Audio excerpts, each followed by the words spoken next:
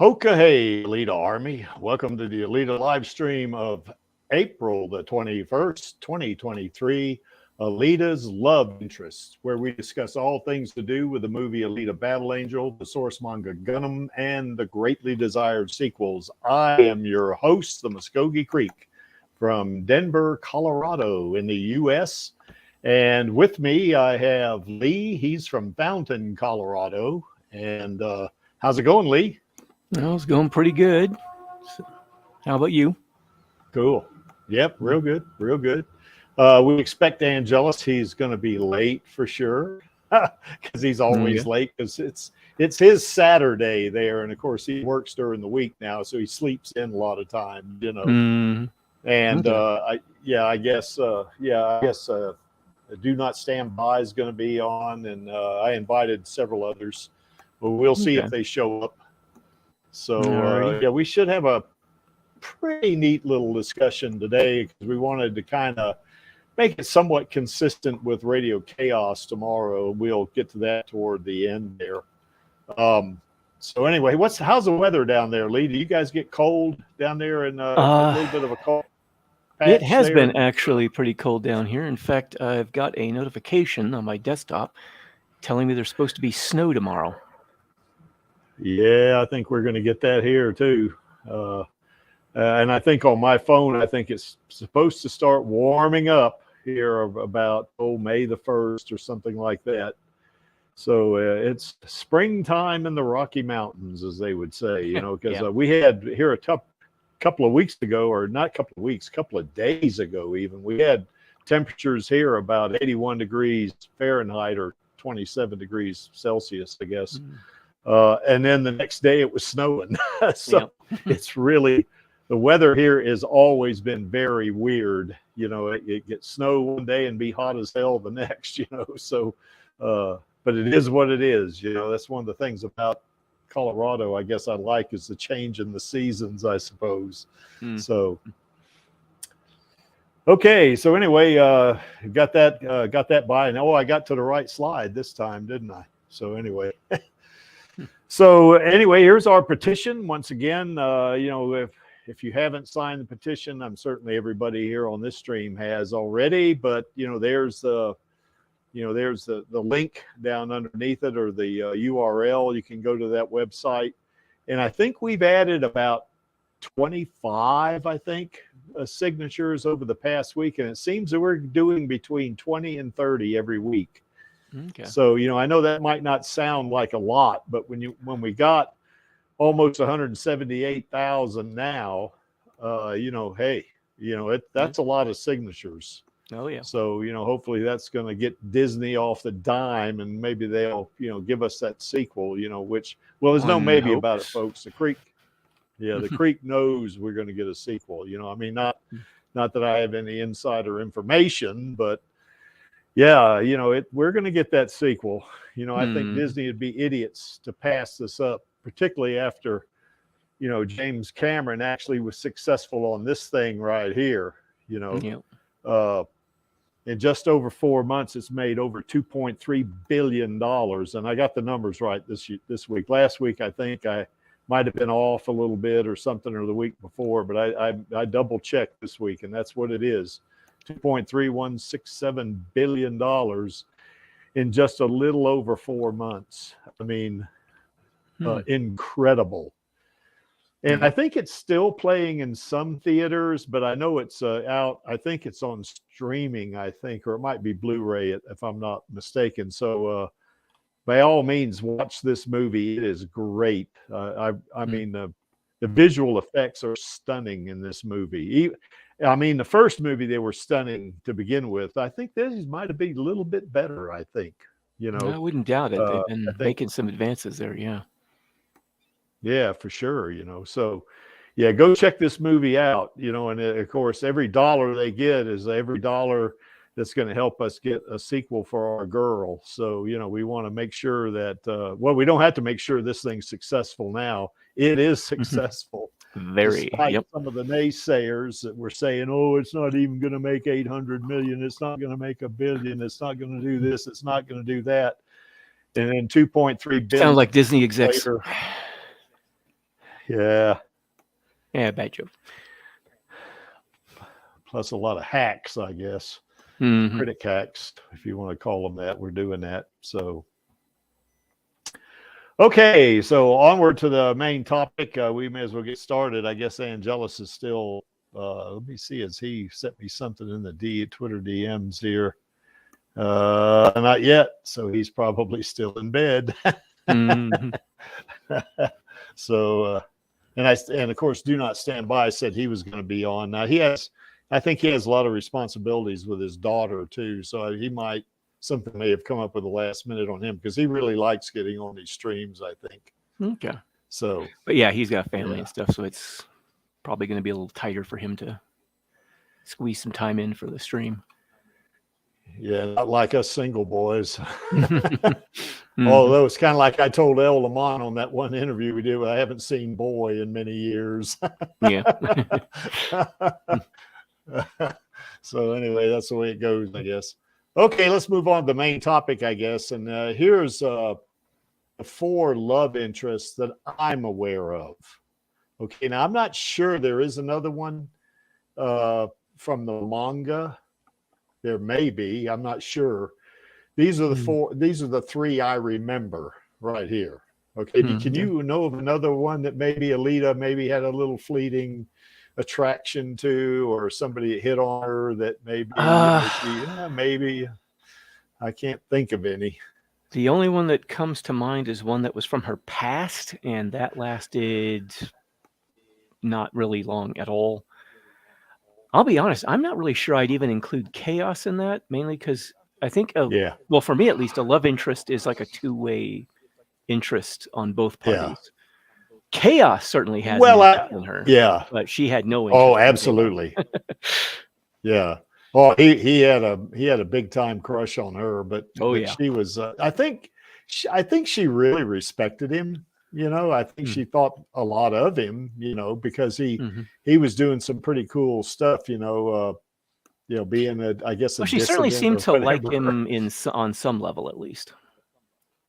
Yeah, So, but I put him in there because of he had that kind of an unrequited love for her or something like that, and of course it adds to content. So in a twisted way, you could probably add Makaku to that. I think it was Makaku. If you're talking about someone who if you're talking about just people who had an interest in her, it's something Ito discovered when he was taunting her, when Makaku was taunting her in the Kansas bar. He realized Makaku was in love with her. Yeah, but I don't think she really loved Makaku. Now, I will say this, kind of like she didn't love Chaos. Well, like I was saying, it's like if you're just talking about people who had an interest in her, not necessarily her having an interest in them in return. Well, with Chaos, she did have a little bit of a kind of an interest in him, at the very least as a friend, Yeah. With Makaku, he's an enemy. Yeah, he was trying to destroy her. Yeah. Although I think I will say worse than killing her in mind, but anyway. Yeah. But I think, in terms of how she felt toward him, there was a little brief second there where she kind of felt sorry for him, I guess, when she actually did him in, because she had, Alita seems to have this ability. She's really empathetic, and she kind of puts herself in the shoes of her enemy in some ways, but that would be the limit of her interest in him in terms of any kind of combatant type of thing. With Chaos, it's a little different. Yeah. He certainly loved her a lot more than she loved him, and she didn't actually love him. She liked him, but she didn't love him. So but I think, who knows, over time, you never know what could have happened. Maybe she could have warmed up to him eventually. Who knows? I don't know, but certainly Hugo and Figure 4. Oh yeah, certainly those two. She had big time feelings for those guys, and they in return for her. Yeah, that's right. And I think with or at least Hugo, the movie Hugo, the manga Hugo didn't really seem to have any real feelings for her. The movie Hugo did, though. I mean, he was willing to turn his life around. Well, he did for. Yeah, well, he did kind of toward the end, I guess. You know, he did say he. Now, was this the? Might have. I don't know if that might have been the anime, but he did say he was glad he got to know her or something like that. Mm-hmm. You know, and I think at the very end, Hugo, you know, kind of realized a lost opportunity or whatever, you know. Mm-hmm. But yeah, movie Hugo did love her, and they loved each other, you know. But I think even in that case, I think Alita was smitten with him big time, and he loved her, but not maybe as much as she loved him, you know, type thing, you know. Well, in the manga, no. The movie Hugo, though, there was definitely, I definitely got the impression he had very strong feelings for her, unlike the manga or the anime Hugo. Yeah, the manga Hugo, he just wanted to get to Zalem. He didn't give a shit, you know. He was a bit of a prick. He just, he was. Yeah, he was actually. But even that Hugo kind of, I think he had something going for her there at the very, very end, you know, as Angelus always likes to say, too little, too late, you know, type thing, you know. So, so anyway, I bet a half a dozen guys or more, or maybe a few hundred guys would, if Alita was a real person, they would like to have something going with her. Yeah. Oh, if you remember the side story with the sonic finger, the people she was training, I think it was like 3 or 4 guys that she was training in combat, that were hunter warriors. One of them at least was hoping to take down the sonic finger because he was looking to impress her so much that she might, you know, grace him with a kiss or something. Go for like him. Yeah, or something like that. I remember that. Yeah, what was his name? I can't remember. I just remember he was really fat and had tank treads instead of legs. Yeah. Yeah. But all 4 of them, you may not want to go for. Yeah, all 3 or 4 of them are pretty interesting characters, I thought. Yeah, I think so. You know. Like well, anyway, these are the. Yeah, that's right. But these are the 3 I chose because, you know, certainly the first and the Hugo and Figure 4, definitely there was a mutual thing going there. With Chaos, it was more one way, and she liked him, she respected him, maybe on some level, maybe loved him a little bit because of, you know, because she respected him, but not a romantic type thing. Yeah. She never had that going for him, you know. So, she seemed to care about him, but not necessarily be romantically interested in him. Yeah, that's right. Yeah. So anyway, that's why he's up there, you know, anyway. And it kind of rounds out the field a little bit, I think. So, so anyway, there's our 3 love interests right there. And of course, Hugo. There are 3 different versions of him. Yeah, that's right. You know, Hugo or Yugo, whichever one you want to go with, you know, kind of reminds me of that old car. Yeah. But anyway, that came out in the 70s, you know, the Yugo. But anyway, the particularly movie Hugo, and to a degree, anime Hugo, certainly had feelings for Alita, you know.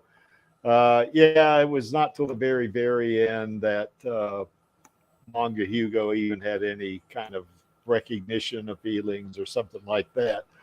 Now, I would say one thing about him, whichever way you want to look at it from Alita's perspective, I think this was more of an infatuation thing with her. You know, I think they're both teenagers.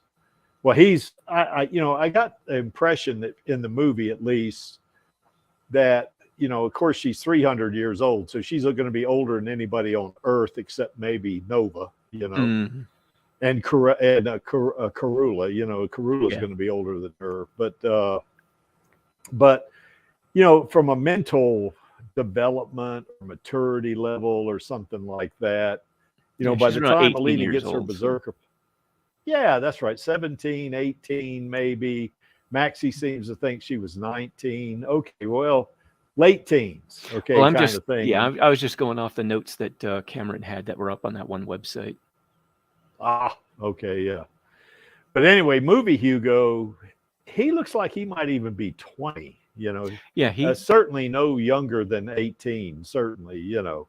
Yeah, he was a young adult, definitely. Yeah, that's for sure, you know. Now in the anime, I think he might have been maybe a year or two older than Alita, you know, perhaps, you know, and of course in the manga it's a pretty similar thing.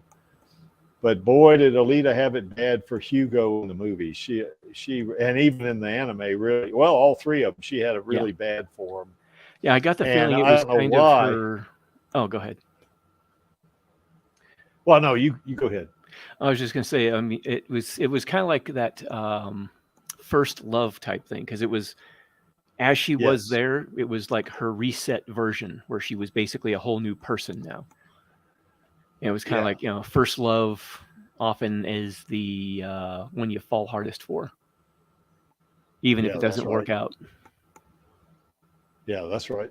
So that's exactly right. So yeah, and I think in the movie version, certainly, you know, after just a few minutes where he meets her in the, you know, after the Centurion goes by and all that stuff, I think she's smitten with him pretty early on. I think, you know, when Ito tries to get her to go along, and of course it's like in the novelization, if Alita doesn't want to be budged, you're not going to move her.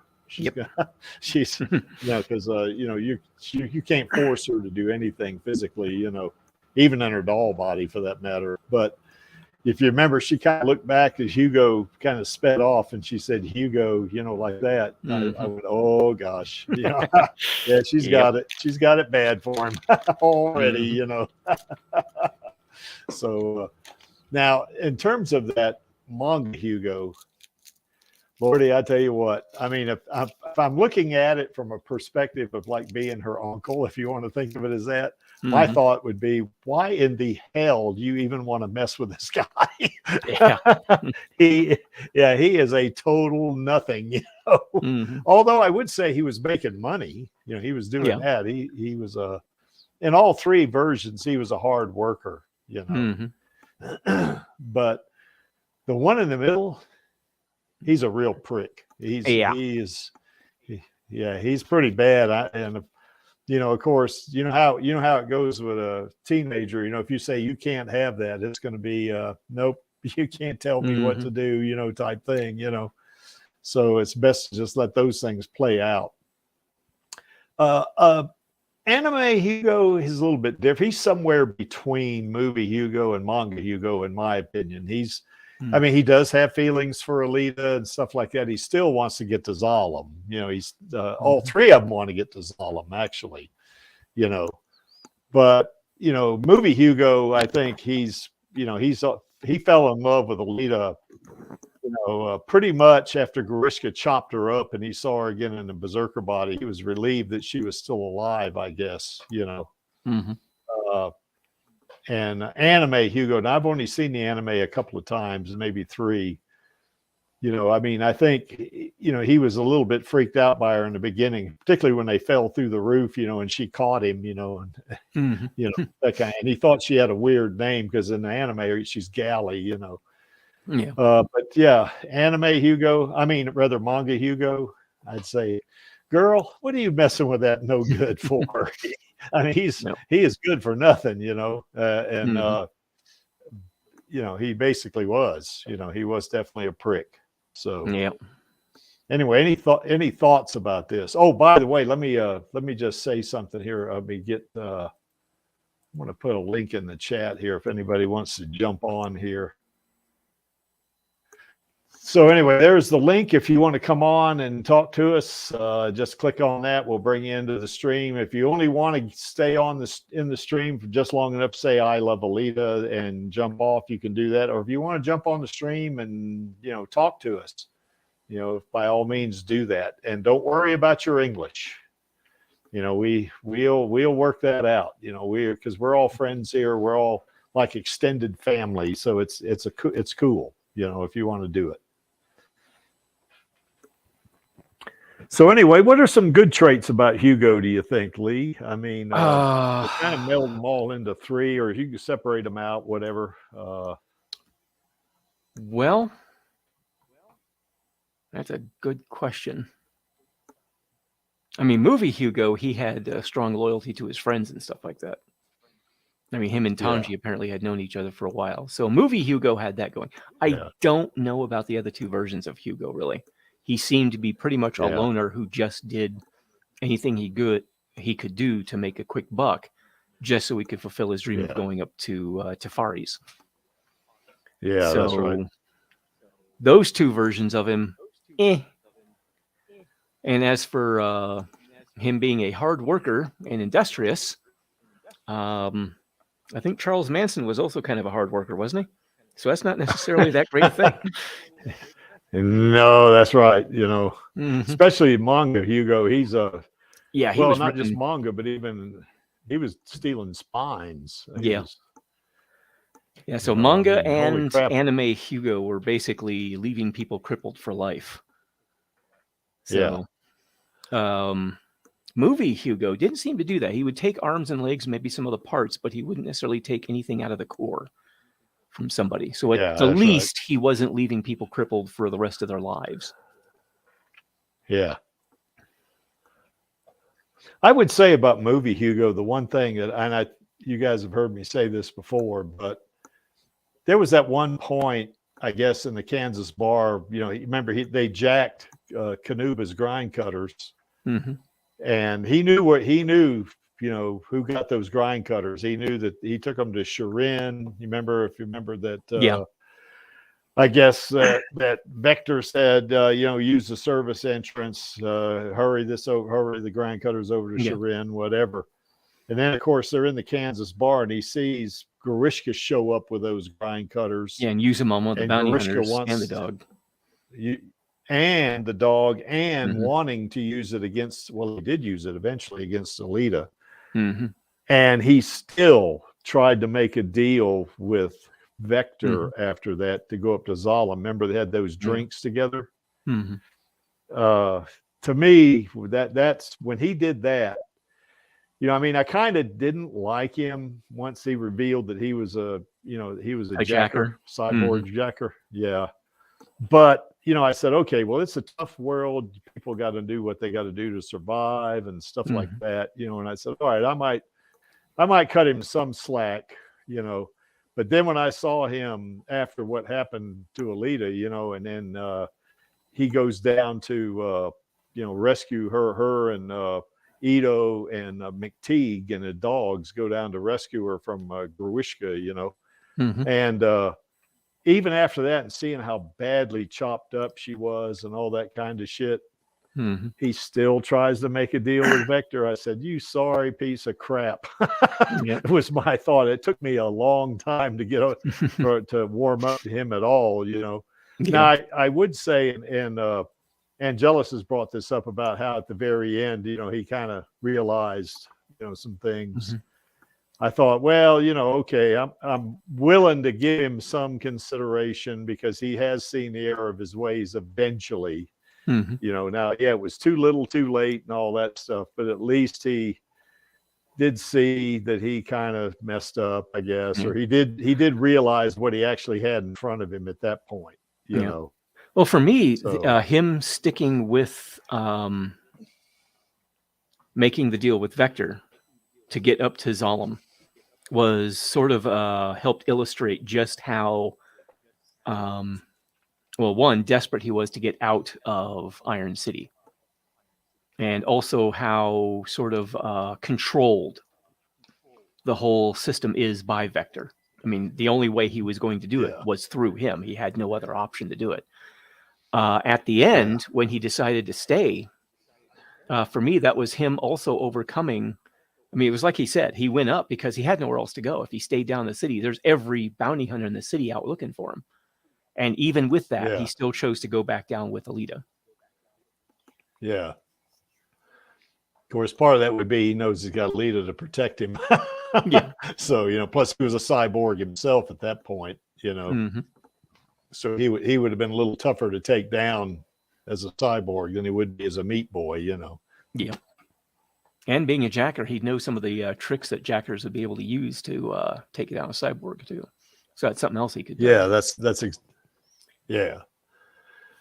Yeah, and I've said on other streams that, you know, my feelings about Hugo have evolved. I mean, the first time I saw the movie and I saw him having drinks with Vector after what Gorishka did to Alita, you know, you sorry piece of crap, you know, Yeah. you ain't worth a damn, you know, and I was just really down on him big time, you know.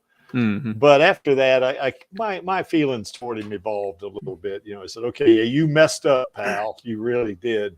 But, you know, you did turn around, you know, even at the end. But, you know. So, you know, what do you think about Alita's feelings for Hugo, though? I mean, were they? Well, I kind of already went say, over those with the sort of the first love type thing. I think it was he was the first cute boy she met who helped her out with the you know, the thing in the street, the Centurion, and was, you know, nice to her. Sorry. Yeah. And so yeah, I was kind of, I don't know. Well, he was good to her, wasn't he? Yeah. I mean, at first it was just to get close to her because he felt she was a way to find out more about Zalem, but after a while, he really started to fall in love with her. Yeah, that's right. Yeah, I think that's pretty true, you know. So, yeah, I think. Do you think maybe that, let's say Hugo had never died or anything like that, and he didn't get chopped up by the defense ring or any of that kind of stuff, and say life went on like it would in Iron City, what do you think the probability of Alita and Hugo being more of a permanent thing, or I guess nothing's actually absolutely permanent, but long lasting, let's say that? Well, as much as he was willing to go through for her, and as much as she was willing to do for him, I think they probably would have lasted a very long time. The problem, however, is that even if he hadn't been destroyed by the defense ring, he's still going to be on the run in a city full of fairly powerful hunter warriors. Not to mention, Nova himself told her that we'll find him and kill him.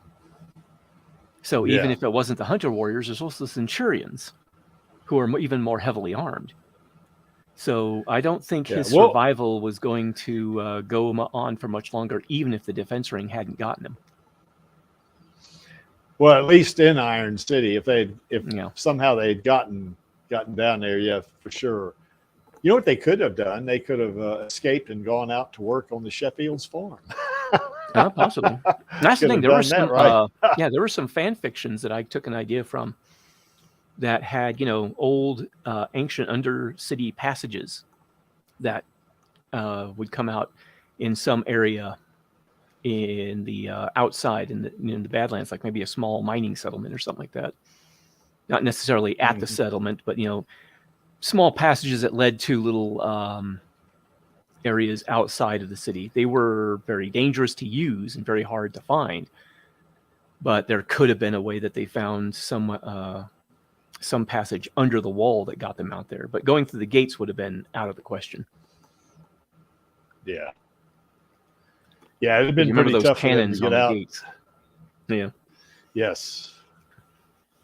And of course, the Centurions were, I know in the novelization, the Centurions had some kind of extendable head or something like that, and it could go in the car or something like that.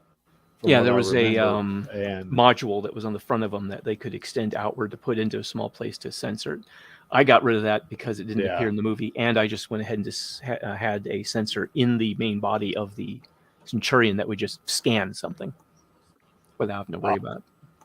But mainly there'd be the whole, you know, heavy weaponry that they had, because even if Alita's berserker body could survive some glancing hits and evade a lot of their fire because of the speed, Hugo's body did not have any of those capabilities. He would have been ripped to pieces by him.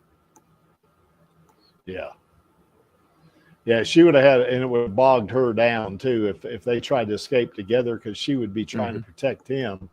and that'd make her more vulnerable, you know. Mm-hmm. So yeah, that I think. Yeah. So even without the defense ring tearing him apart, yeah.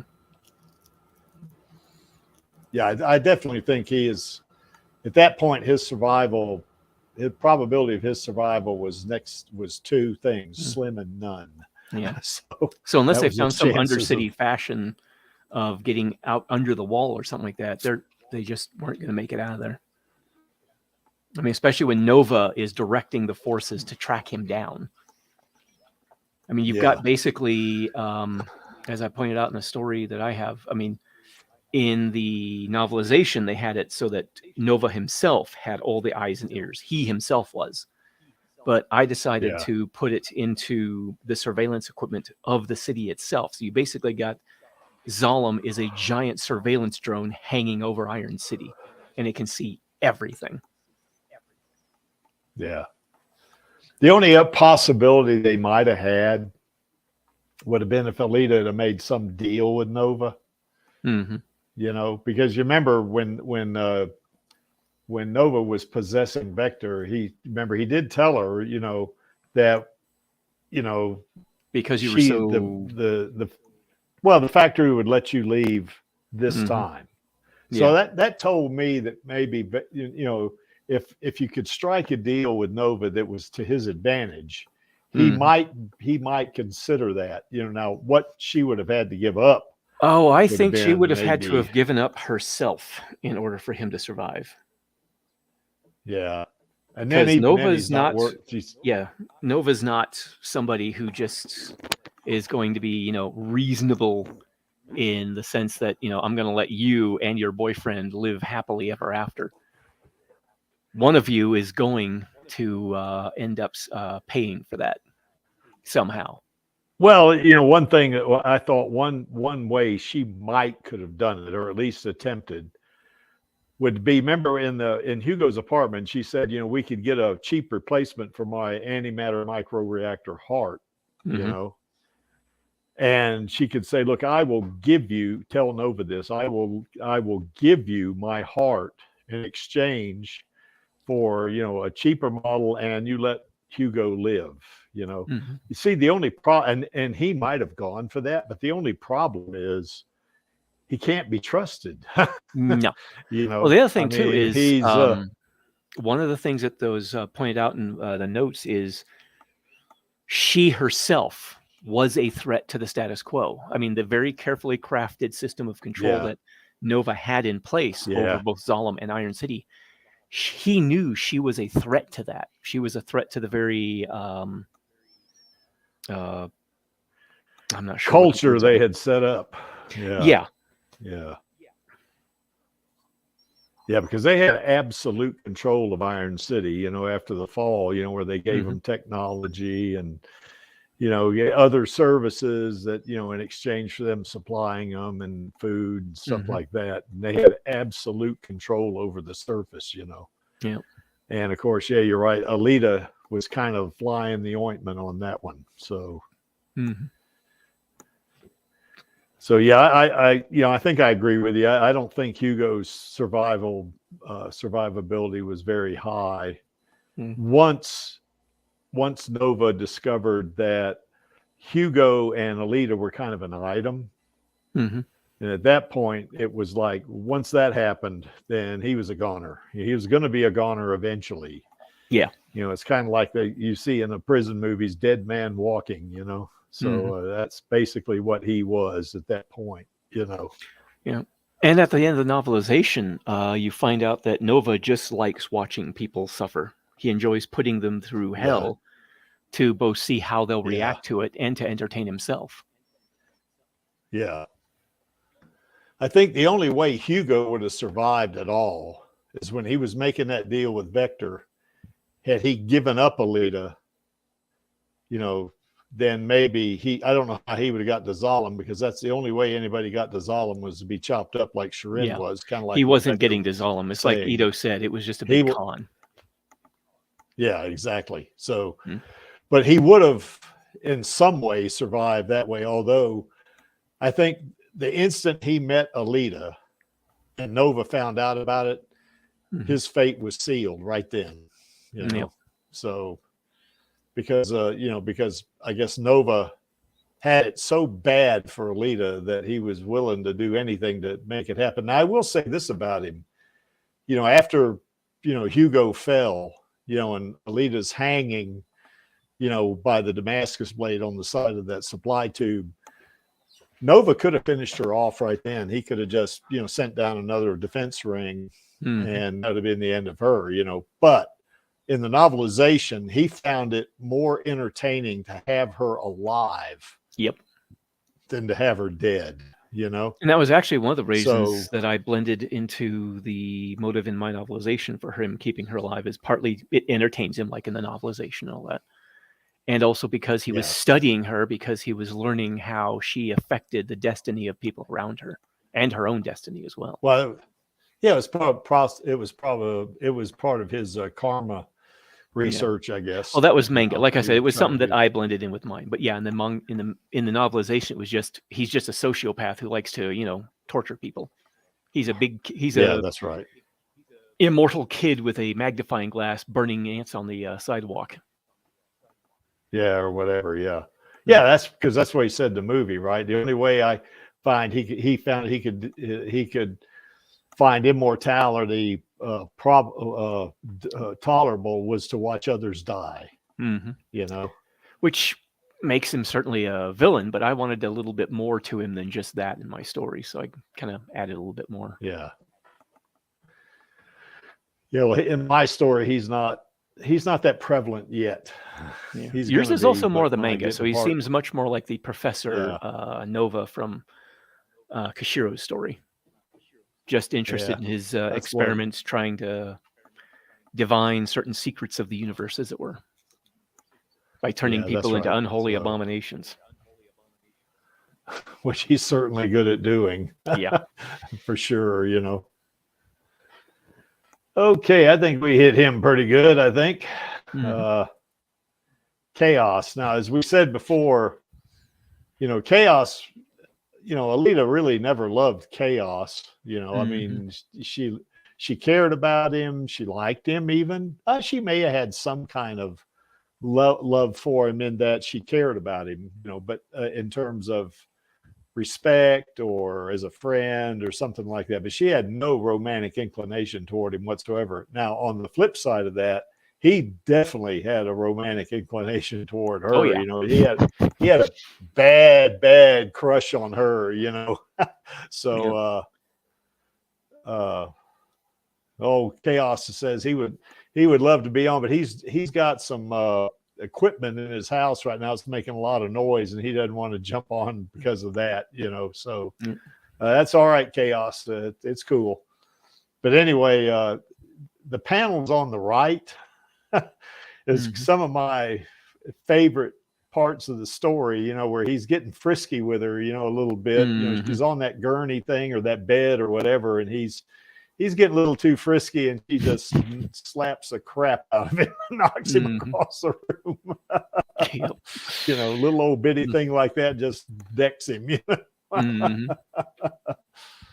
So, but she ends up actually working with him on a couple of things, doesn't she? When they're out there in the Badlands, I guess. So, but this is one of those one-way street type of unrequited love. Here we go. Yeah, that's right. Kind of that unrequited love thing, and I already have other, and that happens a lot with people. Yeah, that's right. Yeah. But it's kind of like he's got it bad for her. He definitely does. The thing about him, though, that I think one thing about him that had they, if they'd been together a lot longer, maybe she would have warmed up to him eventually, because he does have psychometry, he can kind of garner some information, and feelings and stuff like this that he could set up some things where she would be attracted to him or something like that, But I think it would have taken a very long time for that to happen, because if somebody doesn't have feelings for you, you know, that it's probably not going to happen. Yeah. You know, I know cases, well, in my own case, you know, I mean, you meet someone and you're friends with them. Initially, you're friends, and then you develop feelings for them. That can certainly happen, you know. Mm-hmm. I don't think that would be the case here, though. I think, you know, Alita thinks of him as a very respectable, very good man, maybe, you know. Mm-hmm. But no, I want to be blunt about it. I don't want to sleep with you. Basically, is the way that works, you know. Yeah. So, you know. Okay, Chaos says he believes that Nova, or Chaos rather, has a Chaos. Nova thinks that Chaos has individual sense. He just wasn't complete. Yeah, that's right, because he and Den hadn't died. Yeah, that's right. That makes sense, you know. So, yeah, that's right. So anyway, yeah, that's a good point. You know, Alita would have had to deal with that, I guess. So, and I think that'd have been an obstacle hard to overcome, I think. But yeah, I really love that panels on the right. That is just so funny to me.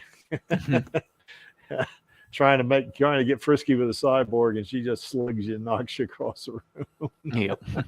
Where she actually slaps him. I think she doesn't slug him. She slaps him, you know. Mm-hmm. So and you see from that center panel, he's all into that kiss, and she's like, "Holy crap! Mm-hmm. What the hell is this?" Yeah, that's right. You know. So anyway, he had that radio station, that mobile radio station. Yeah, he had the pirate radio station. That I guess Chaos Radio. That he was, yeah. I think it was called Chaos Radio, wasn't it? Or was it called something else? Yeah, Chaos Radio. Yeah. Okay. Or Radio Chaos or something like that. Yeah. Yeah, I made mention of it in my story. You know, she's got a room in the bar there upstairs, you know, in that little town. And, you know, she wakes up, she has another dream about Hugo, you know, and she wakes up and, you know, and then of course the radio, I guess the alarm goes off and she hears, this is Radio Chaos, you know. Yep. Kind of like Chaos Nova says there, Radio Chaos. That's right. Okay. And she turns it off, you know, at that point. So anyway, yeah, this one here is not. I can't remember. I just had a question. Was Chaos working against the Barjack, or was he working with them? I can't remember. I wish Chaos Nova was on. He could tell. I can't remember either. I think correct me if I'm wrong in the chat there, Chaos. I think he considered the Barjack the lesser of two evils. You know, he considered Zalem, from what I remember, and I haven't read the manga in so long, but. Okay. So yeah, he was neutral. Okay. No, but I think he did think Zalem was worse, I think, than the Barjack was. Although the Barjack is nothing more than a bunch of bandits, pretty much, you know. Yeah. But that's the thing. Even in the real world, you get rebellions like that, rebel forces. Yeah. Along those lines, fighting against some kind of tyrannical dictatorship or whatever. And they usually end up being as bad, if not worse, than what they end up replacing. Yeah. And he had to be mobile because, you know, he didn't like either the Barjack or Zalem. And he had to be mobile so they would, you know, they couldn't find him. You know, he could be broadcasting in different places. He could stay on the move and day, keep hidden. They couldn't get him, you know. So yeah. Yep. Yeah, that's right. So yeah, it's like Chaos says, he was neutral, you know, in terms of he didn't prefer one over the other, although I do think, from what I remember in the manga, he did dislike Zalem pretty bad. He hated him pretty much. But he also didn't like Barjack either. So, you know. I have a feeling it may be because of his psychometry. He knew that if the Barjack were to win, that it would be, you know, still bad for the people of the scrapyard. Yeah. Because he might have some inkling of the history of all that kind of thing. Yeah, and he knew how bad Zalem was, or Tafares was, to the people in the scrapyard already. So it was kind of like, I guess in his mind, it would be like a no-win situation almost. And didn't Den also make no secret of the fact that he wanted to destroy Tafares? Yes. Because if he did, remember they built make it clear to people, then Chaos would have known that, and he would have also known that by destroying Tafaris, he would end up destroying a great deal of the scrapyard and killing a lot of innocent people. Well, that's right, because you remember they had that big cannon that was on that rail car, and they were the goal was to shoot that cannon and you know, kind of sever the space elevator, blast Zalem to knock it down. Yeah, sever it from the and then it would come crashing down on top of Iron City or the scrapyard in this case. And everybody in the scrapyard or close to it would have been killed by that. On the flip side, you got the barjack who wants to just kind of, you know, they just want to subjugate everybody and stuff like that. So yeah, Henry's the name of the cannon. That's right. Thanks for that, Chaos. Yeah. So yeah. So I guess he figured that they were both pretty evil, I guess. He didn't like either one of them, you know. Oh, look at that. Chaos says he's making Tafaris in Minecraft. That's pretty cool. Oh, the hanging cannon. Yeah, that's what it was. I was thinking it's like, is that like a translation from Japanese? That was something else. Yeah, it could be. Yeah, misspelling, as Chaos says. Yeah. So I thought it was kind of an odd name. It's like the name of the massive super weapon they had was Henry. Yeah, I think Chaos actually got Alita to put on a wedding dress. Oh, there's dude. Yes, he did. And I believe and the only reason she did it was And the funny thing about it, the only reason she put that wedding dress on was to shut him up or something. Yeah, he tended to be a little controlling. Yeah, a little bit. Yeah. Tended to get a little upset when he didn't get his way with something he felt very strongly about. Yeah, that's right. Anyway, welcome. Do not stand by from Arvada, Colorado. How's it going there? Do not stand by. Coffee's out. Looks like you're muted there.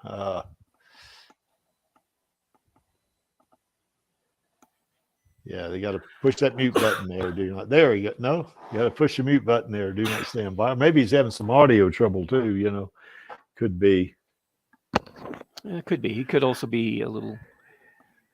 He might have had to step away for a minute. So. Yeah, and Chaos I guess was just trying to keep himself separate from everything. Just stay out of the whole mess. That's right. Yeah, which was probably why he was neutral. You know. Yeah, I guess do not stand by. Chaos says check your mic settings. Yeah, okay. Now I like Chaos. I mean, one of the things I like about him, I love that psychometry thing. I mean, he touches something, you know, like he touches a katana sword. You know, he instantly. Oh, we lost him. Yeah, he might have to reset becomes a Yeah, maybe so. He becomes a master at it. I remember that. Yeah, he had that katana that was belonged to a sword master. Yeah, and he knew every move. He knew all the techniques and all that stuff just because that sword had been through it. Yeah, he's a real neat character. And I like the way he went after he got back to the scrapyard, and he actually tried to convince Vector to help rebuild a connection up to Zalem or Tafaris in the city. Chaos Nova has a good question. He was wondering how Chaos was a wanted criminal in Leda Calligridis's and Cameron's notes. I don't know why. I mean, I've never seen their notes. I just vaguely heard about this once. That would be a pretty big departure from the manga, wouldn't it? I mean, because he wasn't a criminal in the manga. He was certainly somebody they wanted to find because he was broadcasting, dissident. That could actually be the same reason that they would want him in the movie. I mean, if he was fomenting discord in any way against the system that Zalem had in place, Nova might want him stopped. Yeah, that's right. Do not stand by. How's it going? Are you there?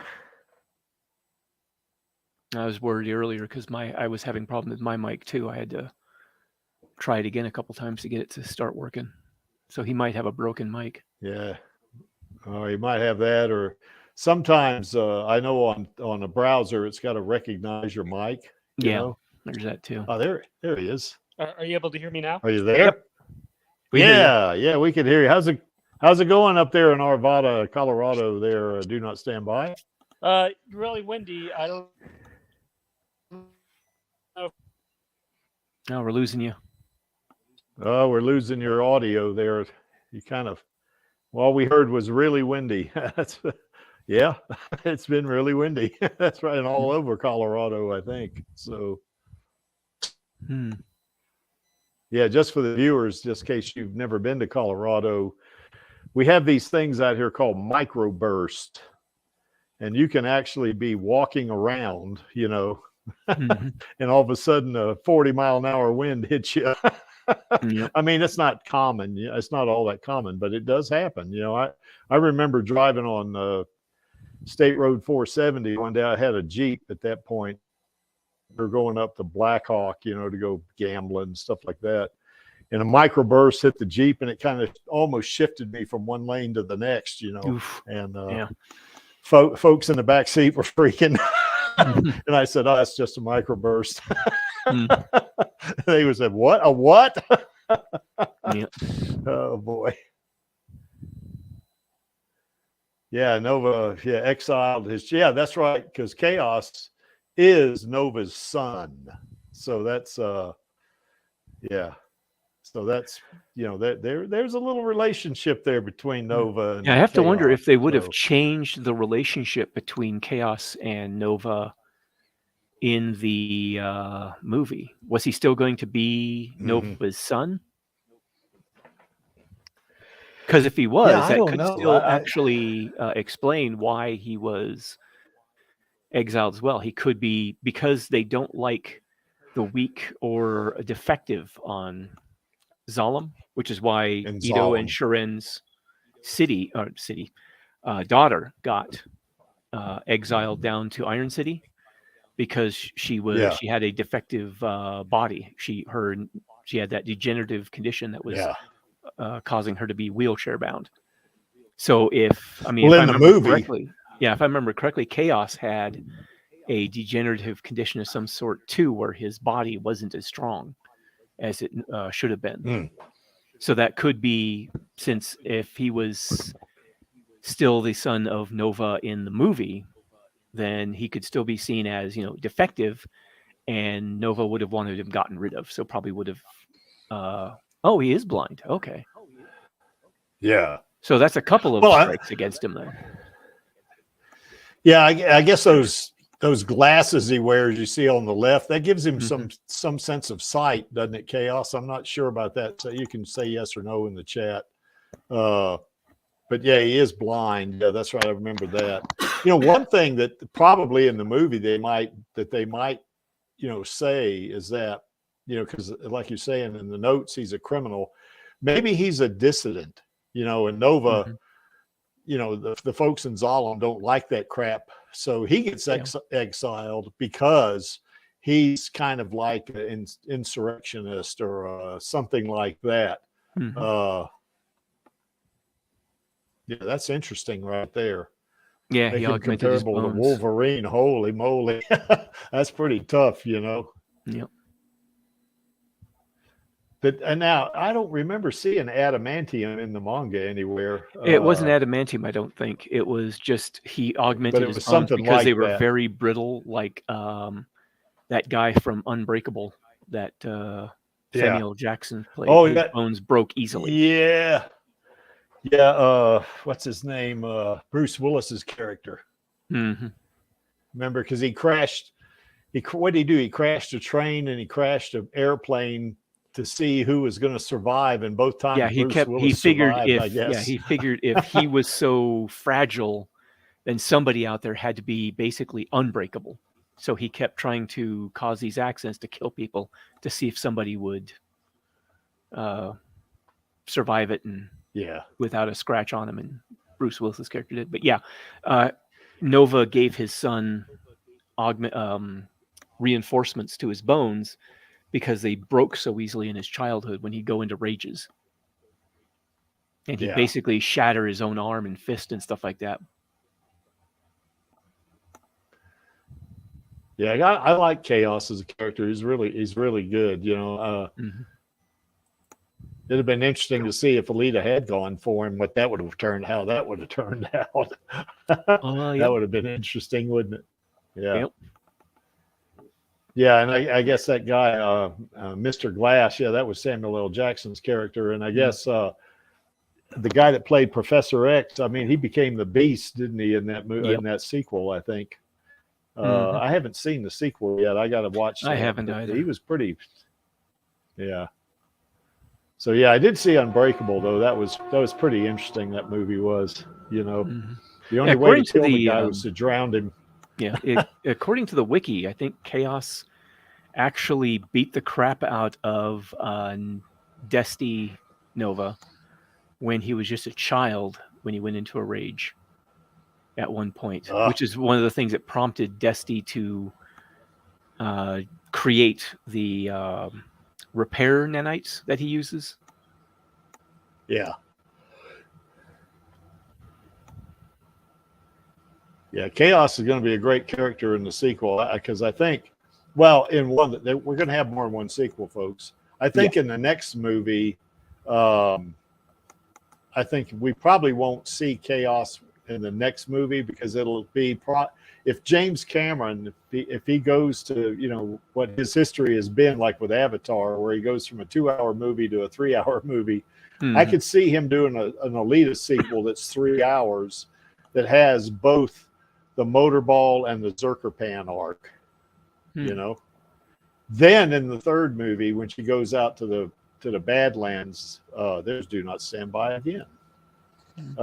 Then we'll see Chaos probably. Hello, Do Not Stand By. How's it going? Sorry for the technical difficulties. I think this time. Oh, it's okay. Yeah. It's going all right. Looking forward to a busy weekend. Happy Earth Day tomorrow. Yes. Yeah, that's an international holiday, actually. Yeah. So yeah, it's pretty cool. So how are things going up there in Arvada there? Do Not Stand By. I know you said it was windy, and Lee and I agreed with you. It was very windy where we are too. So pretty calm today, but it was pretty windy yesterday. Yeah. Well, it's really ruining my my basketball. When I shoot baskets, they come flying back at me with the wind system. Messes up those outdoor 3D movie things too, doesn't it? Yeah, for sure. I remember that first time I went to watch it at your place. You know, the wind was blew the screen down a couple of times. It was kind of a sprinkling rain, but we stuck through it, boy. I mean, I think that was my first experience with Alita in 3D, and man, it was awesome. You know. So, yeah. Thanks for hanging through those wind problems. But and now I just solved the problem by projecting against my neighbor's wall, so I don't have to worry about the screen blowing down anymore. Yeah, that's cool. Yeah, we got to do another one of those parties, and we got to do a little party here at my place too, so you guys can see the IMAX version of it. Now it's not going to be and your bar 3D, to me.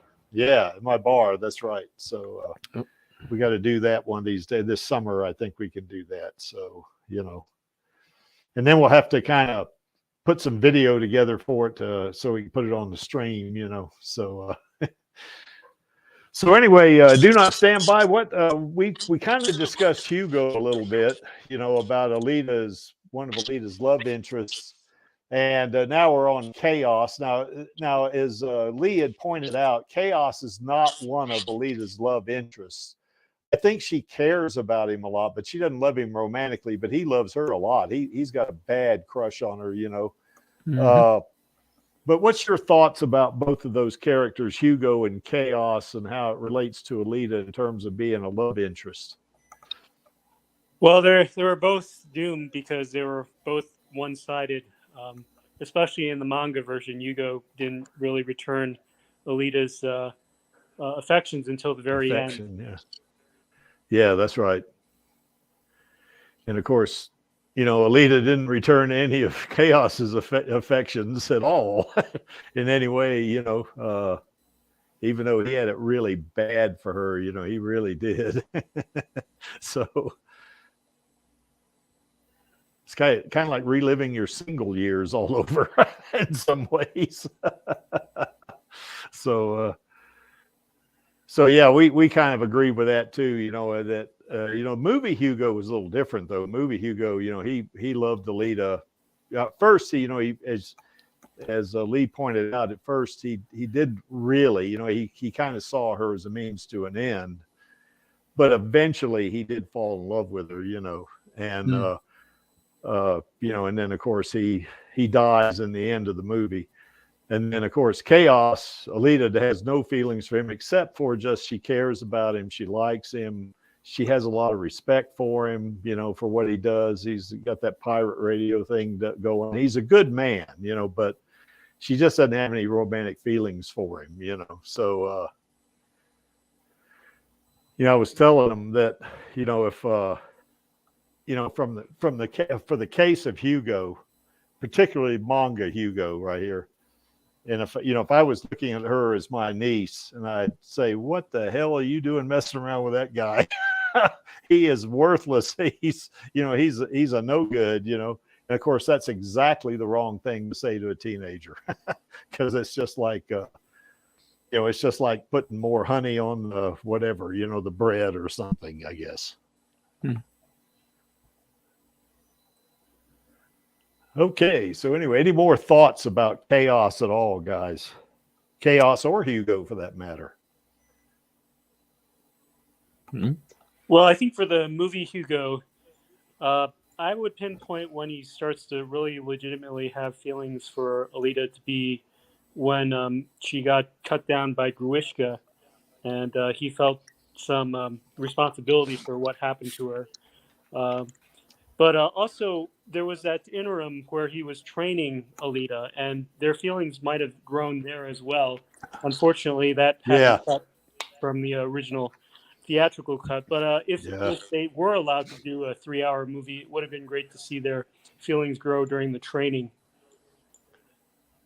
Yeah, that would have been great. And you know what? It would be a great idea. Not that these people are going to be listening to this stream, but if they were to re-release Alita after the green light announcements made, and they say we're going to release Alita a couple of months before the sequel comes out, if they released the 2.5-hour version where we could see some of those kind of holes that were in the overall plot, I guess, or the movie timeline or whatever, that would be an extremely cool thing to do, I think.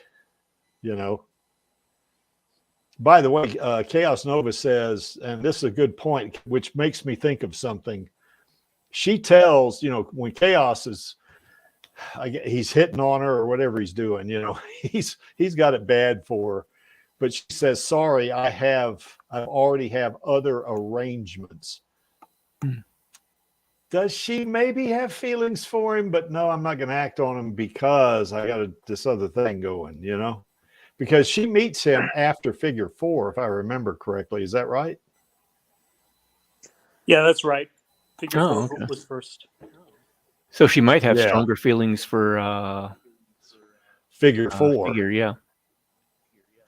And if she had not met Figure 4, then maybe this might have developed, Possibly. But she had feelings for Figure 4 already, so maybe that's why she said, sorry, I already have other arrangements. So that tells me that, maybe there would have been a possibility somewhere. I don't really think so. Well, Chaos is said in Volume 8, you really won my heart, but I have other arrangements. Yeah, that's right. So it could be she did actually have some level of romantic feeling for him. Perhaps. At the very least, some, really great respect for him at the very least, and she didn't care about him. So, who knows? Who knows?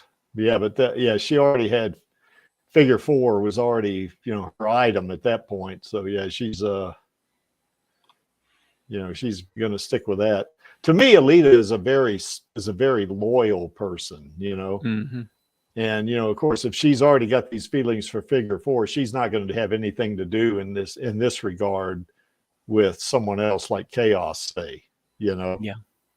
So, you know, I think just because she's so loyal as a person, you know, I think that's why, that might have been another reason why she didn't say, oh, hell with Figure 4. I got this really powerful guy right here. He's really mad about me. And I think I'm going to go with this guy, you know. Mm-hmm. Yeah, but she's not that kind of person, you know. She's someone that's, you know, going to, you know, once she's made a commitment like that, like Figure 4, she's going to stick with it, you know. Mm-hmm.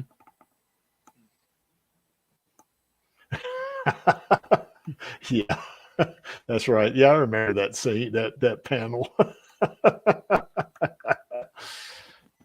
Yeah. Yeah, that's right. Yes. So yeah, and I tell you, I'd hate to be kicked in the crotch by Alita. Oh man. Oh, that'd be rough. You know, she's probably 10 times stronger than the strongest human. You kick you in the crotch, you're done. Oh my gosh. Oof. Okay, anything else about, I guess, Hugo or Chaos?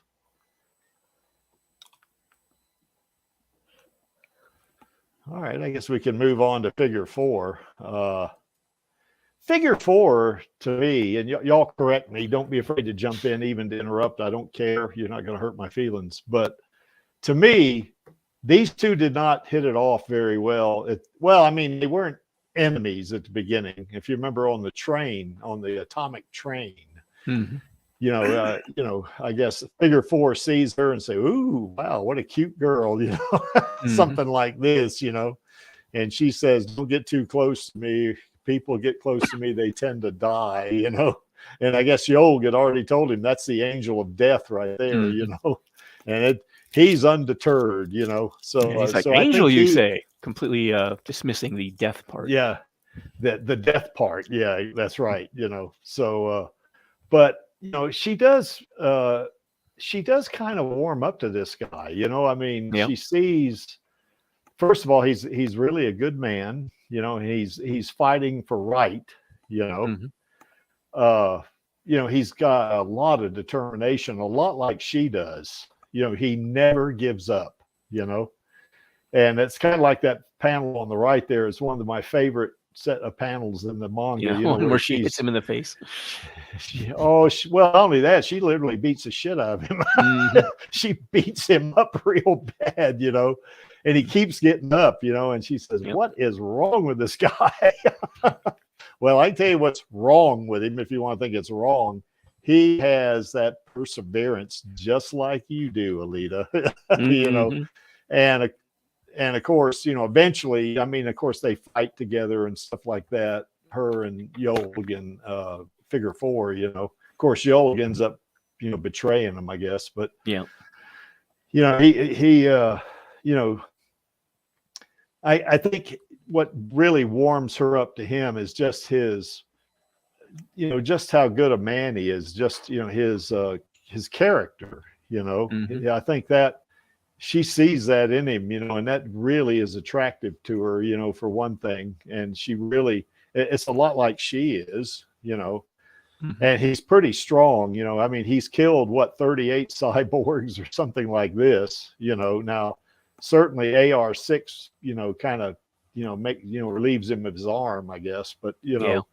Yeah. He fought AR6 before AR6 became Zex, I guess, and he just never gives up, you know, ever, mm-hmm. You know. But I sure love that scene on the right where she's fighting him, you know, and he does that tries to do that palm strike on. You can see how big his bicep is. I mean, and tricep. I mean, he's huge. How big his whole arm is, yeah. Yeah, exactly, and. It's like, you know, he throws this palm strike at her and it finds nothing but air, you know, and she does that counter palm strike on him. And it's like he's thinking, holy crap, she's fast. you know, and she literally stomps him in the ground, you know, and he keeps getting up. I just love that, you know. And finally, she ends up leaving. He said, "There's something seriously wrong with you," something like that, you know. And then she comes back to get him, I guess. Oh, there's Angelus. Hello, Angelus.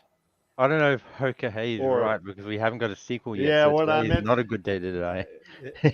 No, that's right. Oh, he picked it up. That's what Hoka Hay means. Hoka Hay is a war cry. Means, you know, that's what the Lakota and Cheyenne Indians said when they massacred or they defeated George Custer, you know, at the Battle of the Little Bighorn. They said, you know, a lot of them said, Hoka Hay, it's a good day to die, you know. And I think some of you probably recognize that good day to die as a Klingon thing. That's what Worf says sometimes. It's a good day to die, you know. So, and I should have said good day, Angelus, not just hi, Angelus. So how are things down there in Brisbane and Queensland, Australia? Good now because I got my iced coffee. I've got my melted cheese and tomato breakfast as we speak, sort of thing. So cool. I'm awake, eating breakfast, and going. That's right. It's your weekend, isn't it? Yes. Yeah. And I'm it's just going over Alita. Well, welcome aboard. This was for a while. It was just the Colorado stream, but now it's the Colorado and Aussie stream now. So you know, so we're good for that. Get Maxie on here. Yeah, so we can almost balance it out, right? So yeah, we just wrapped up talking about Hugo, Chaos, and Figure 4. You know, now we just started on Figure 4.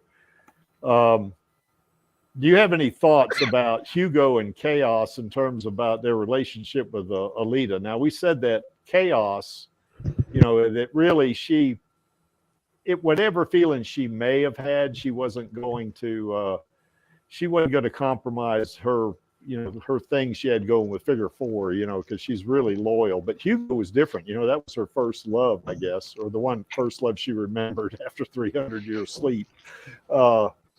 Any thoughts about Hugo and Chaos there, Angelus?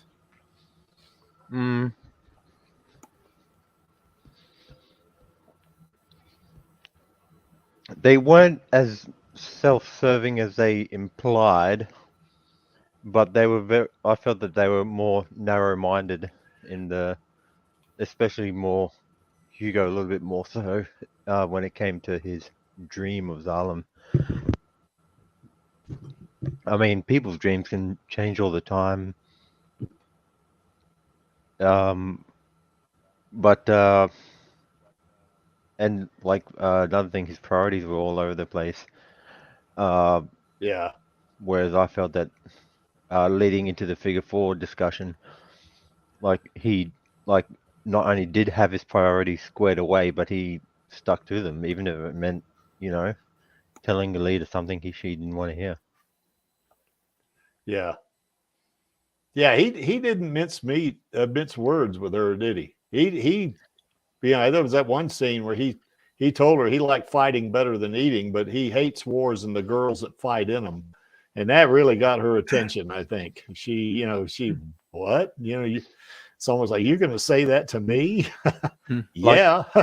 That's what. Let's face it, I'm not saying that every 100% of every male on this earth is like this, but, you know, the bulk portion of it, like they might bend the truth or tell a little white lie to outright just say whatever they think the fairer sex want to hear. Or for relationship enmity, right?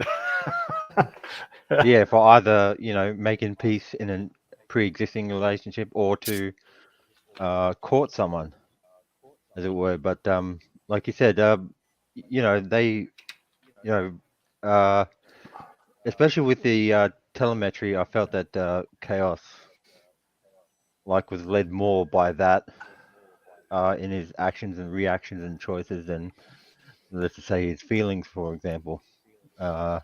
Hugo was blindsided by his dream of Zalem until Alita finally got through to him, albeit too late. But yeah, whereas figure, yeah, pretty much what you were going to say. Whereas figure 4, just stuck to his guns. Mm-hmm. yeah, he didn't lie to her. He didn't sweeten up anything, did he? He told her. Yeah, I love fighting, but I hate wars and I hate the girls that fight in them. And it's, oh shit.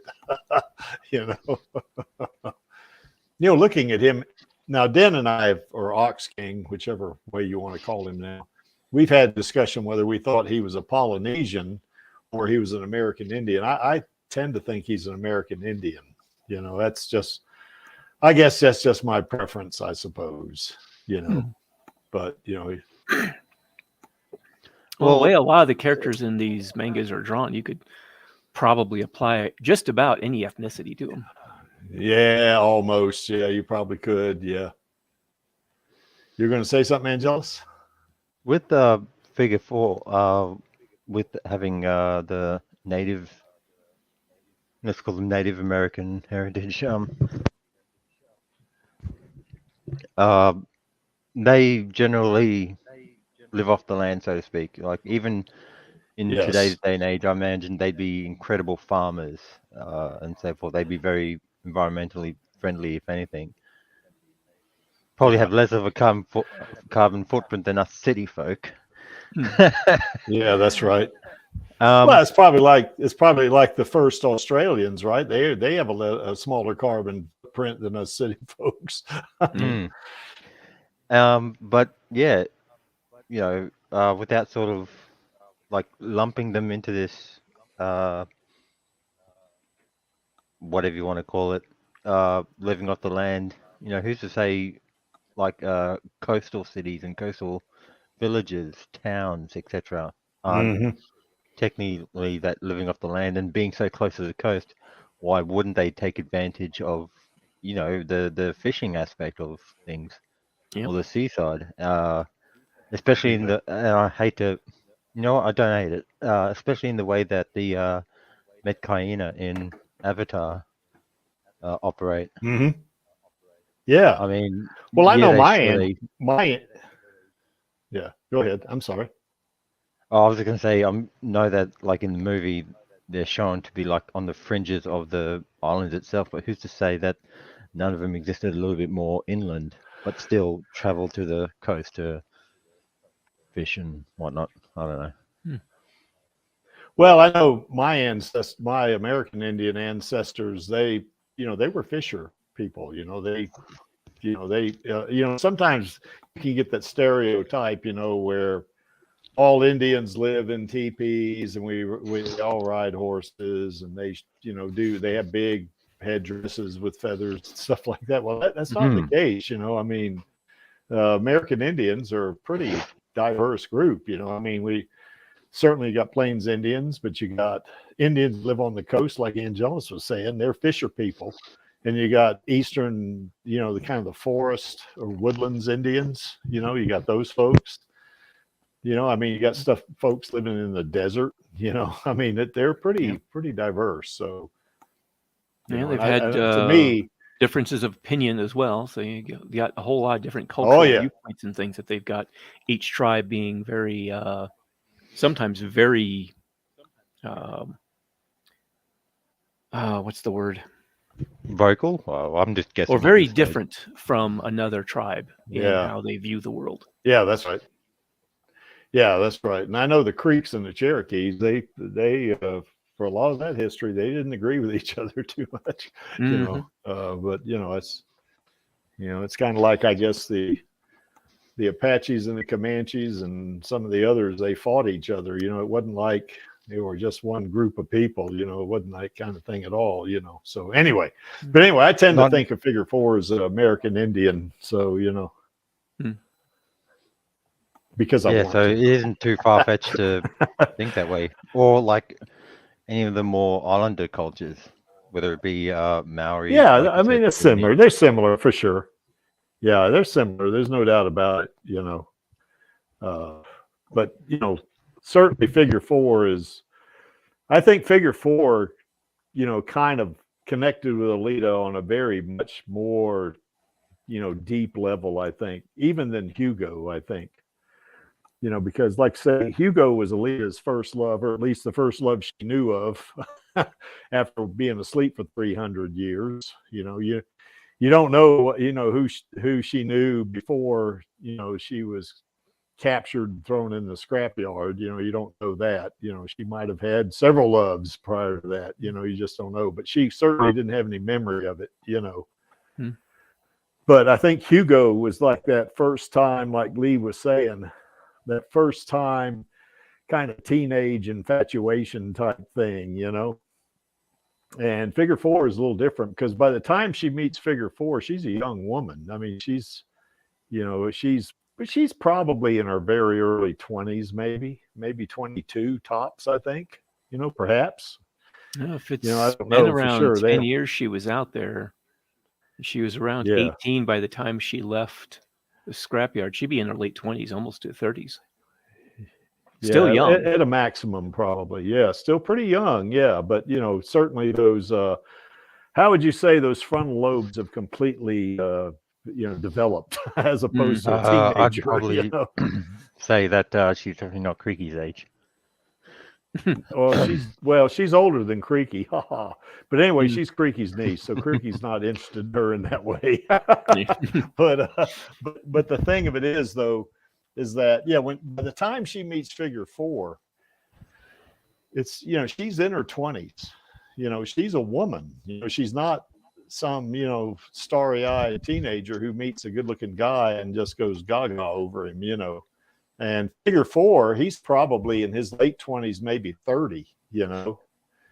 And he's maybe even early 30s.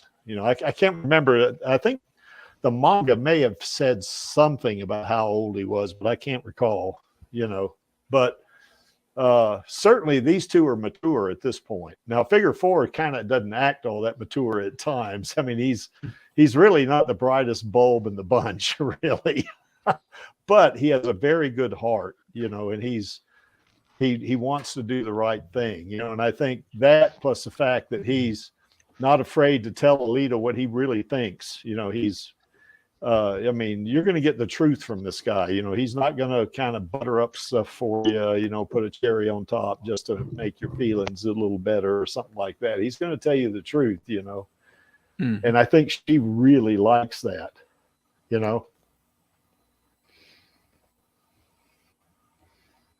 Or lacks anyone that either 15 years. Anyone that either yeah, there we go. Go ahead, isn't as smitten to not tell her the truth or be open within themselves to be able to say how it is. And figure 4 that's right. Just isn't like that. Yeah, Chaos did find this in there in the toward the end of the last story. He said he was 23 years old, so yeah, I think that Alita. Now, there's some issues here too, because you remember from the last order, there was a panel in there that she was reminiscing, I guess, or remembering how it had been 14 years since Ito had discovered her in the scrapyard. And that was not accounting, I guess, for some other time that had gone by or something like that. If figure 4 is 23 years old, by the time at the end of the last order, Alita's probably in her 30s. She's probably like 35 years old at one point, So I don't know. Now the Alita, the human Alita that he ends up with, I guess, spoiler alert, that he ends up with at the end of last order, that was printed by that bio printer. That Alita is probably in her early 20s, but I think Imaginos Alita is in her mid 30s. I think. I don't know. Anyway, Chaos, I don't know. You can put that in. They cut the time gap off. That's right. We don't really know exactly how much time. Chaos was born 14 years before Koyomi. But I do remember that panel where Alita was saying she had remembered had been 14 years since Ito had discovered her, and she was at that point. Now, he put her in a body that made her look 14 years old, but in actuality, she was 18, So, they're right there. That makes her 32 years old right there at a minimum. And figure 4 is 23. So she's robbing the cradle, isn't she? Basically. Now when she meets him, when they're fighting like they are right there, they're both about the same age, I think, because, she hadn't gone through the last order thing yet and all that stuff. And she don't have the Imaginos body. She's got the Toon body and all that stuff. So maybe they're pretty close to the same age there, but why doesn't Chaos age? I mean, why doesn't figure 4 age? I don't know, So yeah, there was a 5-year time gap. That's about right, I think, Chaos. Yep. So anyway, I'm hogging the discussion here. What do you folks think of? What does any of you think about figure 4? What about you, Lee? What do you think about him? I think he covered it pretty well. He believes in, things like freedom and fighting for what's right and stuff like that. And he's got a good heart, seems. I mean, he never seems to use his strength to try to bully anybody or to force somebody to do something they don't want to. He just kind of seems to lead by example, as it were. I mean, he takes control of a situation, doing what he thinks is best for everybody involved, and is willing to go toe-to-toe with somebody like Alita, who he knows he has a really hard time going toe-to-toe with, but does it anyway. Yeah. Did he really think he was going to have a hard time with her? Because I got the impression he thought after a few times when he got knocked down. Then, he was pretty sure. And he still stood up. Okay. This is not going anywhere, but I'm going to do it anyway. Or this is not going to end well for me.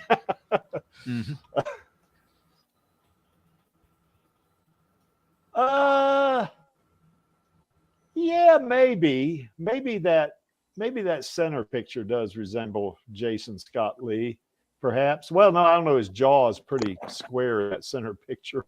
So, if you're talking about Jason Scott Lee, the way he looked when he was in that movie Soldier, he was buff in that movie. That guy had worked out. He was big, So that would definitely. Now he's probably gonna be a little too old now, though. Soldier came out in 1996, I think it was. So that's a ways back. That's 27 years ago, folks, and he was in his 30s then. So that guy's got to be at least 60, So yeah, that's right. Jason Scott Lee and Soldier. That's right, Chaos. Yeah, he was built in that thing. Well, so was Kurt Russell. He was built too, I kind of like Jason Momoa in this role, if he'd shave his beard, that is. So, We'll also bring up Jason. What do you think? Lee's other movie, Dragon, where he portrayed Bruce Lee in the biopic. Yes. And I thought his attitude and the way he portrayed Bruce Lee reminds me of Figure 4 and how he's portrayed in the manga. He's got a bit of swagger to him. Yeah. Well, Jason Scott Lee is a martial artist. I don't recall what style he's in, or was in, But that's a good point. Do not stand by. He does know. I doubt he knows Panzer Kunst, but he did a good job of that Bruce Lee thing. I saw that thing years ago. I don't remember much about it. Bruce Lee was one of my favorites to watch, in movies way back. Creek might be dating himself here a little bit, but back in the 70s, my brother and I, we'd watch Bruce Lee movies 10 times, easy. And we'd just do it so we could look at the technique, see, okay, he threw this kick just like this. And how did that, what position was his foot in when he did this? Or how was he, we did that kind of stuff, we're looking at it, we try to concentrate, on it. He was so fast, it was hard to do that, so. Any other thoughts? Do not stand by about Figure 4. Yeah, he's pure of heart, and kind of like how you were saying, Ito saying that Hugo's no good for Alita being like honey for her to be attracted to him. I think Alita being seen as the angel of death was like honey for him. That he was willing to risk death in order to find a common soul, common spirit in Alita, and he did. They did turn out to have a common spirit. Yeah, they did. I like that scene on the train where he's hitting on her, and she finally says, "Mr. Four," puts her finger in his forehead and said, "People that get close to me die." That was really funny, but that didn't deter him, did it? He stayed after it, I guess. Yep. What do you think, Angelus? What's your take on Figure 4?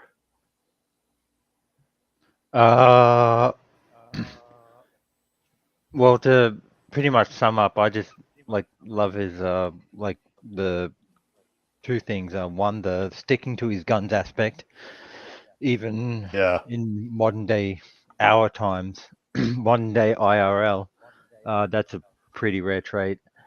And the second thing is my personal fan cast would be Scott Adkins. Because Scott Adkins. Yeah. He's got the skill set. He's both a stuntman and martial artist. He's pretty buff too, isn't he? He can get the build for it.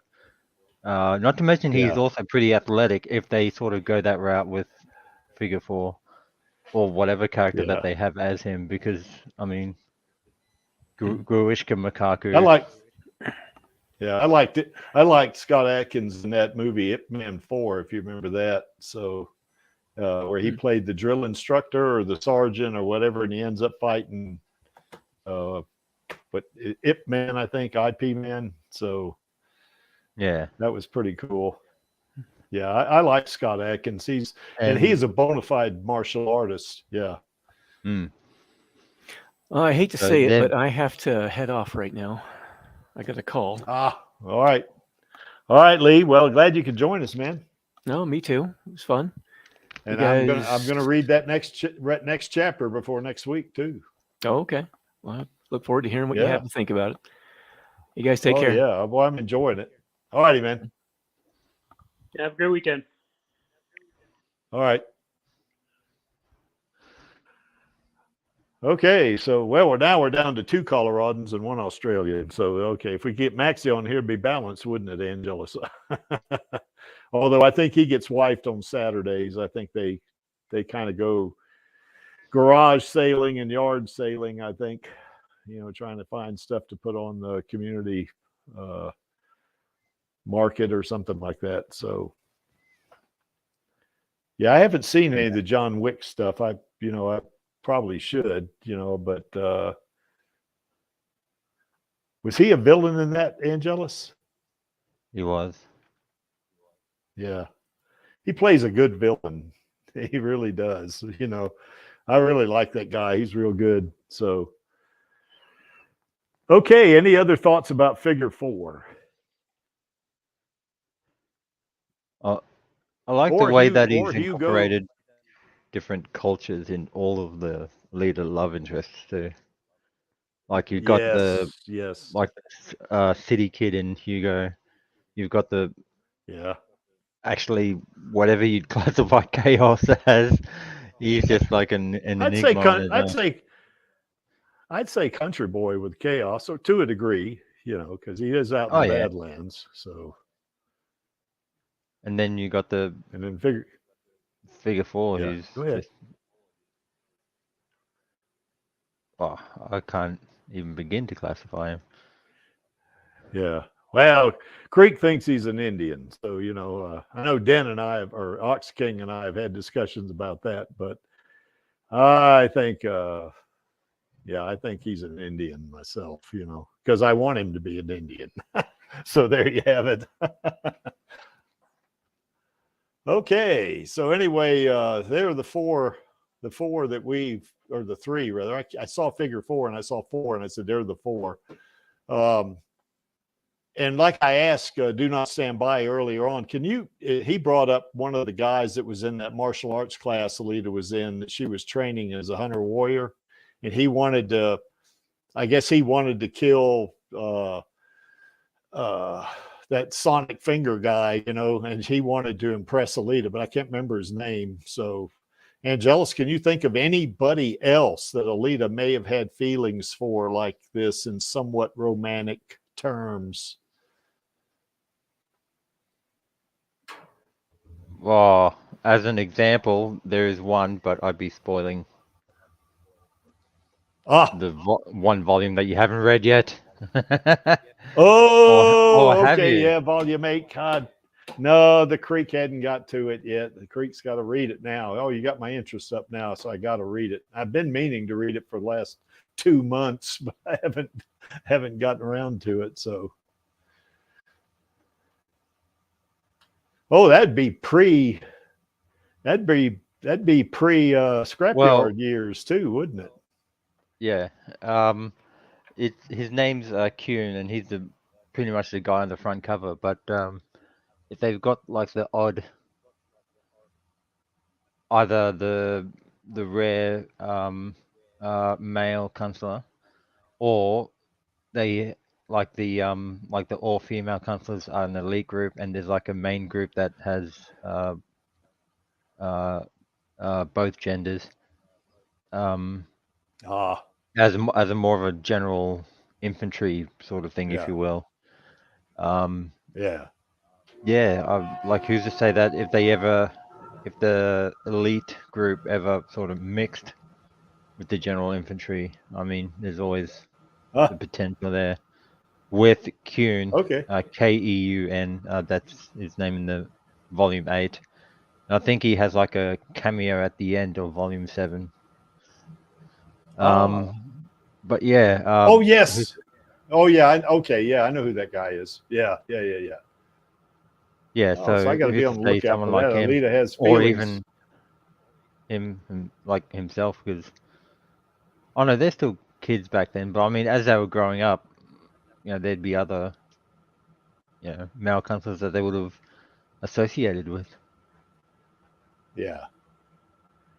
Yeah, that was one of the things that we talked about, was that we didn't know, you know, if Alita had a history of maybe a couple of boyfriends or something before, you know, she got involved in the air military, or before, you know, or while she was in the air military for that matter. She may have, you know, so, but of course she had forgotten about all of that when Ito discovered her in the scrapyard, because just about all her memory was gone, you know, just her fighting ability.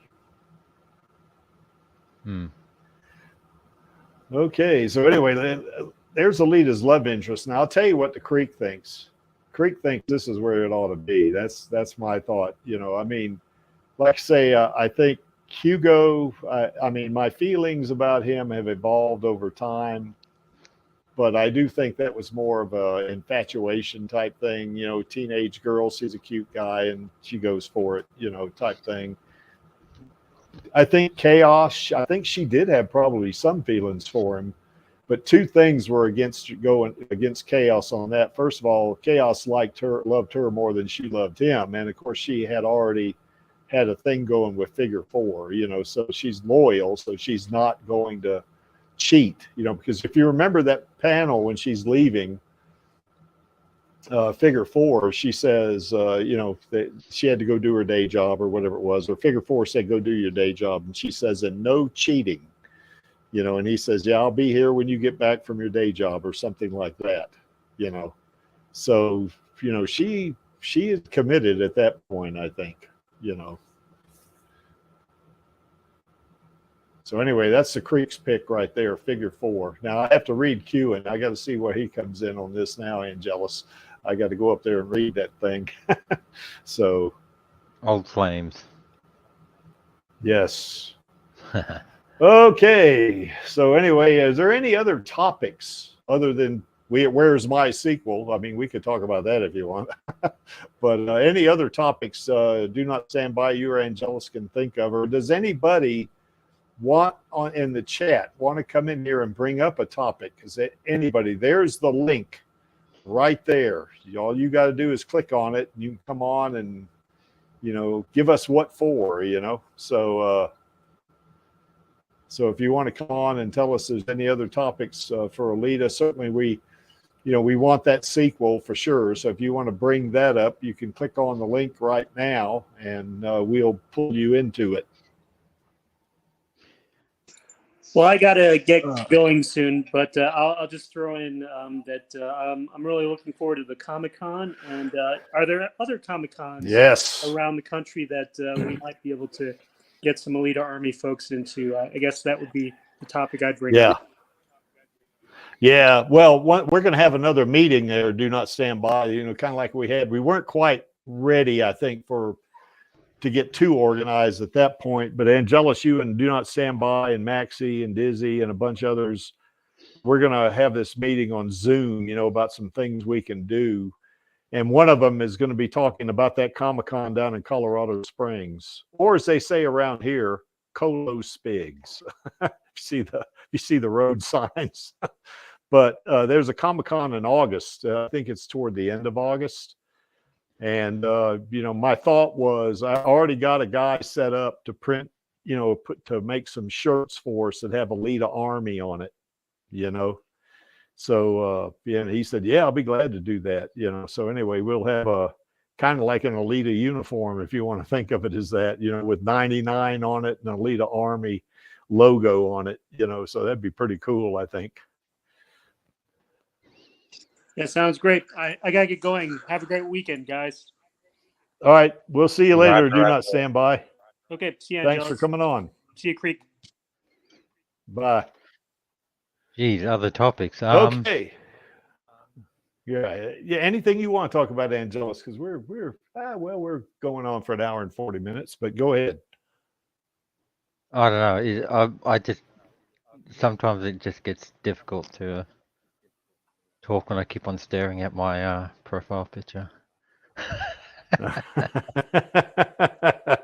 Every time there's a lot of white ring comes up every time I speak, and to indicate that I'm saying something, and it just sort of like a flashing light, and all of a sudden my attention moves to where that sort of flashing light comes from, and all of a sudden right at the center is Reza. Well, there's a lot of uwu in that PFP, that's for sure. So, okay. Well, I guess if nobody's going to come on and talk about Alita, if you want, that's cool. So I guess we can move on, because we've been going for nearly an hour and 45 minutes. So I guess, well, you kind of came on halfway through there, Angelus, but I guess my thought is, did we miss anything? I don't think so. I guess we could have added that only because Creek hadn't read the volume 8 yet. I could have added that Kuhn guy. I could have added him. Well, I did see him at the end of. Go ahead. The only topic that can really discuss is being reserved for tomorrow. Yeah, that's right. Yeah, I was real careful not to get into that too much, so we just wanted to talk about Alita's 3 love interests, which now I guess it's 4 if that Kuhn guy's in there, but because I do recall seeing him at the end of volume 7. So yeah, I didn't know he was going to be a love interest. So, so I got to be on the lookout for that. So, okay. All right. Thanks for that, Chaos. Yeah, we'll be on the lookout for that. Okay. So as you can see from that center panel right there, Alita loves her Uncle Creek. That's for sure, because he wants to get a sequel. And so do all of us want to get a sequel. And this is our queen right here. And kind of like Angelus's PFP right there. There's a lot of ooh-ooh in that picture too, right there. So, Rosa, man, Rosa is a great actor. She is phenomenal. And, I think, she is top tier. And I certainly think as time goes on, she's going to get more and more recognition and that kind of stuff, because she is a superb actor. She knocked my head off in Undone. That's for sure. She really did. That was really a great series. I really liked that. And of course, she outdid herself in Alita, And as I say every week, yeah, she's a great actor, but it sure don't hurt that she's pretty, because she really is. And then, of course, our other two girls are Elle Lamont and Jessie Fisher. We definitely want them in the sequel. You know, they're going to be. I want Screwhead to come back, and you know, and as Elle said, you know, form an alliance with Alita. You know, because Screwhead realizes that she's been played, she's been conned, or whatever it is, and now she's pretty pissed off about the whole situation, and you know, wants to, you know, be Alita's badass buddy, you know, to back her up. You know, that'd be really cool. Now that's not going to agree with the manga, but they could still work it into where it's not totally outside the manga itself, you know, so where Alita has a badass buddy like that. So, and yeah, Elle and Jessie, they have a woo themselves, so that's pretty cool. They're nice. All three of them are really nice and pretty. So, but they're all three great at what they do. So that's really neat. We were fortunate to have all three of these folks in the Alita Battle Angel for sure. Okay, you want to say a few words about this, Angelus? Yeah, pretty much it's like covering the topic that we that Creaky was careful not to touch on, and is anyone good enough for Alita? If so, who? Like obviously we've used the manga as perfect examples, but you know, there's I won't, as a, what's the word I'm looking for? Discussion progresses. Still in the morning for me, guys. As the discussion progresses, who's to say that, you know, what if there was a crossover and, you know, someone else from another like IP could potentially be a love interest, who knows?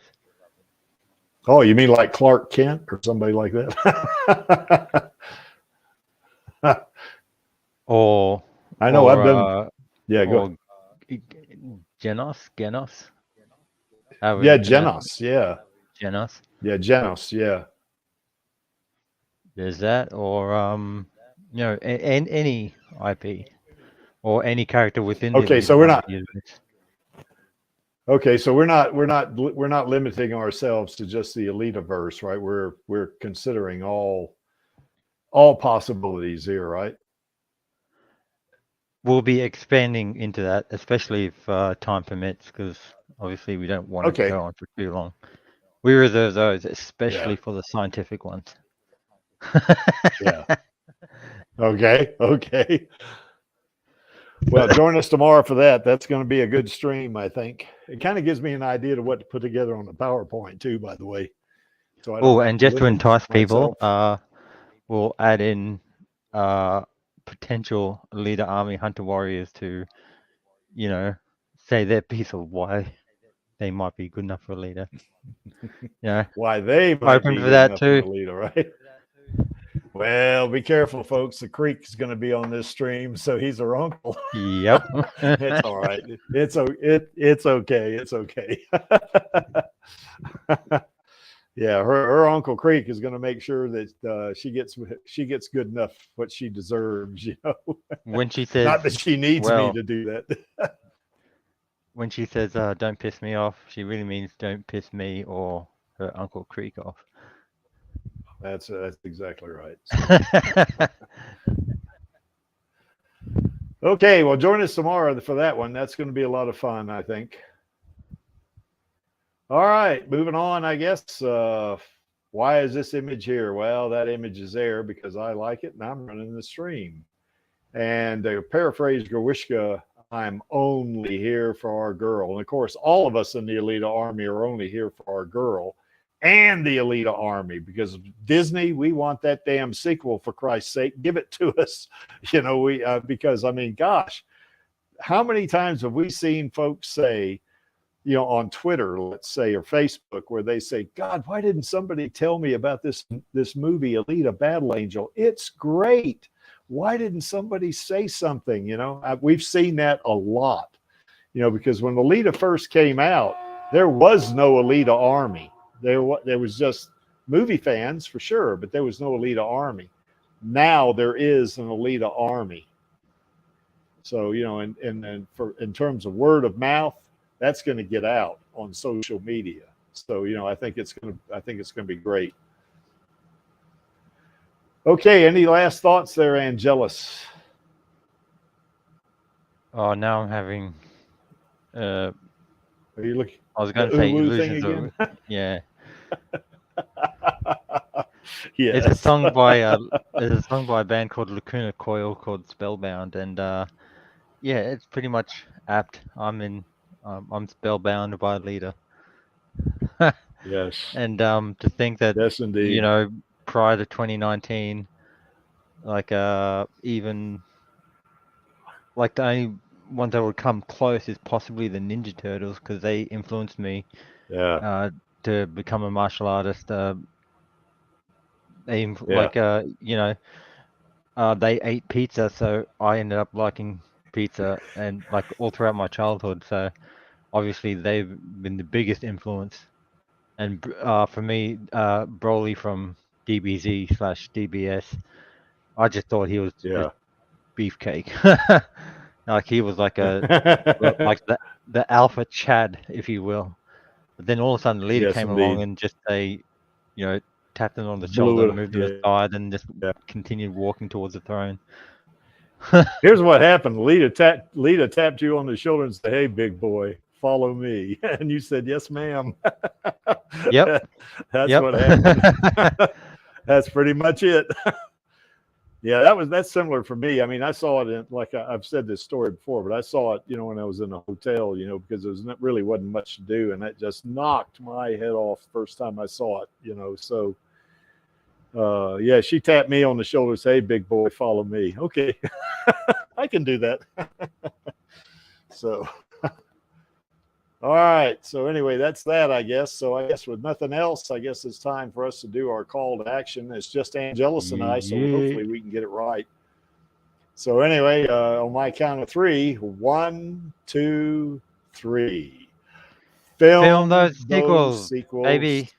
baby. Yes. Well, we're off a little bit, but that's okay because we want the sequels. So we'll see you tomorrow on Radio Chaos, and we'll see you next weekend or Friday or Saturday if you're in the future on the Alita Livestream.